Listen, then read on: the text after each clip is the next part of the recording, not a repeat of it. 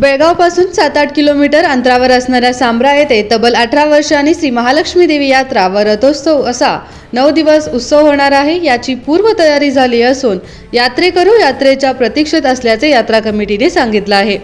मंगळवारी 14 तारखेला सूर्योदयाला अक्षतारोपण करून देवीचा खेळ करून रथारूढ होऊन गावामध्ये मिरवणूक करण्यात येणार आहे। तब्बल 4 दिवस रथोत्सव झाल्यानंतर शुक्रवारी दिनांक 17 मे रोजी दुपारी 4 वाजता श्री महालक्ष्मी देवी गदगेवर स्नानापन्न होणार आहे।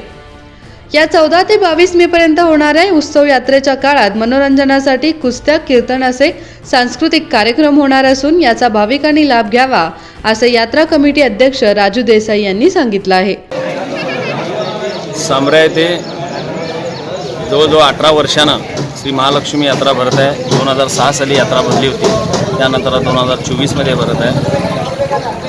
लोक आता सध्या अति उत्साही आहेत। उद्यापासून यात्रोत्सवाला सुरुवात होणार आहे आणि सकाळी श्री महालक्ष्मी देवीचे विवाह होऊन संध्याकाळी देवी रथावर रूढ होणार आहे।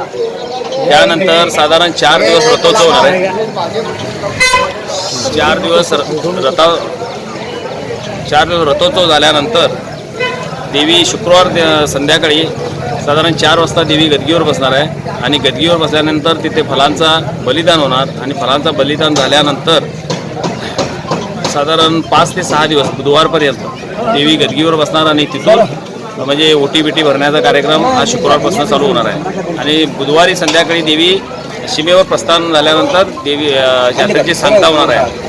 तरी ह्या 9 दिवसाच्या काळात आम्ही म्हणजे काही सांस्कृतिक कार्यक्रम, कुस्ती असे अनेक कार्यक्रम आम्ही ठेवलेले आहेत। तरी येणाऱ्या भाविकांना बाहेरील गावातील असू दे, परराज्यातील असू दे, येणाऱ्या भाविकांना आमची एक नम्र विनंती आहे की आपण आमच्या देवीचा आशीर्वाद घ्यावा, दर्शन घेऊन आशीर्वाद घ्यावा आणि आपण आम्हाला जे काही यात्रा कमिटीला तुम्ही सगळ्यांनी सहकार्य करावं, गावातल्या लोकांनी सहकार्य करावं असं सांगून मी यात्रा कमिटीचा अध्यक्ष या नात्यानं माझे 2 शब्द संपवतो। आपलं नाव? राजू बाबूराव देसाई। यात्रा सुरळीत पार पडावी यासाठी पार्किंग समस्या होऊ नये याची दखल घेत बाळेकुंद्री मुदगा परिसरात पार्किंग व्यवस्था करण्यात येणार आहे। या व्यतिरिक्त पिण्याच्या पाण्याची व्यवस्था व अत्यावश्यक असणाऱ्या गोष्टींची व्यवस्था करण्यात आली आहे। या काळात अनुचित प्रकार घडू नये म्हणून सिक्युरिटी बाउन्सरची खास व्यवस्था करण्यात आली आहे।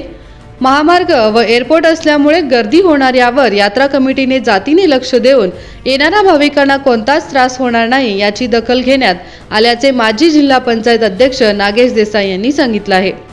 1917, 1950 साली व 1986, 2006 साली नंतर 2024ला लक्ष्मी यात्रा होत आहे। यापूर्वी यात्रेसाठी पै-पावणे 4-9 दिवस राहायला यायचे, तेही चकडी गाडी घेऊन, पण आता मात्र 2 व्हीलर 4 व्हीलर घेऊन येतात, तेही एकाच दिवसात परत जातात, त्यामुळे तो आनंद येत नाही असा फरक असल्याचे गावातील वयस्कर नागरिकांनी प्रतिक्रिया दिली आहे।